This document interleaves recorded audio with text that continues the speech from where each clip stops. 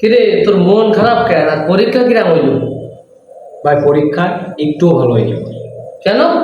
তোর গার্লফ্রেন্ড বলে class topper, আবার সেদিন করলি তোর পাশে বইয়েছে, সামনে বইয়েছে না, তোর পরীক্ষা তো বিন্দাস হবে, আর তোর পরীক্ষা খারাপ হয় কি করে? ভাই দুঃখের কথা আমি কি কব ভাই, তুমি তো জানো ও আমার গার্লফ্রেন্ড নাই, ওর পিছনে আমি কত কেটে দিছি, ও যা লেগেছে সব দিছি। এই যে কলেজের রেজিস্ট্রেশনের টাকাও আমি দিছি, ওই যে তোর নতুন যে বুরকাটা করে গেল ওইটাও আমি কিনে দিছি, ভালো করে গেল।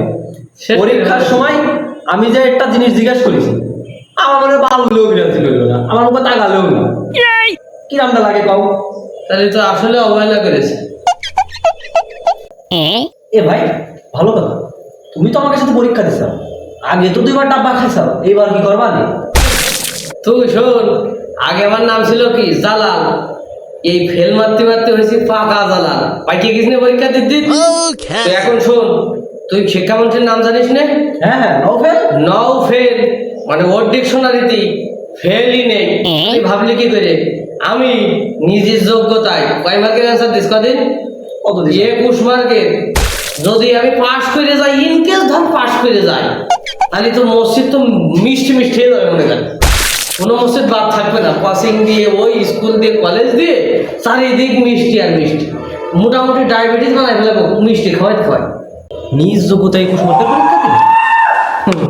21 মার্কের পরীক্ষা দিলাম কি করে বুঝতে পারিস নি? এটা হচ্ছে নিজের যোগ্যতায়। কিসের যোগ্যতায়? নিজে কিরম করতে শুনবি না? মনে কর যে আমি তো এই জায়গায় বইছি, ওই কোনায় তো আর একজন বইছে, মাঝখানে কেউ নেই। এবার কি করলাম, এরাম চোখ মাইরে দিলাম, ঠিক এই কায়দায় কোনাকুনি চোখ মাইর দিলাম, একদম ওই বেঞ্চের কোনায় যে চোখ পড়লো, সে কি অবস্থা। এবার সে মনি খুঁজে পাওয়া যাচ্ছে না, কিন্তু আমি ঠিকই কিন্তু এরকম কায়দায় লিখে ফেলা দিছি। কি বুঝলি? এটা হচ্ছে নিজ যোগ্যতায় 21 মার্কের আমি অ্যান্সার দিছি। আচ্ছা বুঝলাম, তা পাসটা হবে কি করে? পাস তো আমি করবোই, আর তারপরে শিক্ষামন্ত্রী নাও ফেল না, কোনো ফেল নেই পাগল।